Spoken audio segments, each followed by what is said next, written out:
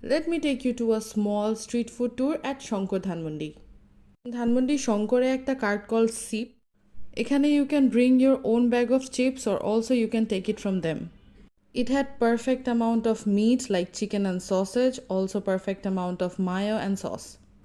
Trust me, অনেক মজা ছিল। চিপসের দাম +99 টাকা আর চিপসের দাম +79 টাকা হচ্ছে এটার প্রাইস। We tried the 99 টাকা one. এরপর আমরা ট্রাই করি আজমেরি মোমো থেকে তাদের মোমো উইচ ইজ 120 টাকা অ্যান্ড সার্ভস 6 পিসেস। 8 পিস নিলে 140 টাকা। ধানমন্ডিতে খাওয়া ফুড কার্টগুলোর মধ্যে এটা আমাদের কাছে বেস্ট মোমো লাগছে, আই সোয়ার।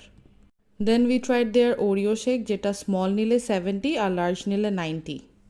We took the large one, but এটা আমাদের কাছে তেমন একটা ভালো লাগে নাই। আমি মিষ্টি অনেক পছন্দ করি, but it was too sweet for me too. তার পাশেই হট ফুড নামে একটা কার্ট ছিল, যেখান থেকে we tried their chow mein, price at 110 টাকা। টাকা আর স্ট্রিট ফুড অনুযায়ী খুবই মজা ছিল। We also tried the shawarma from there, price at 90 টাকা। এটাও অনেক মজা ছিল।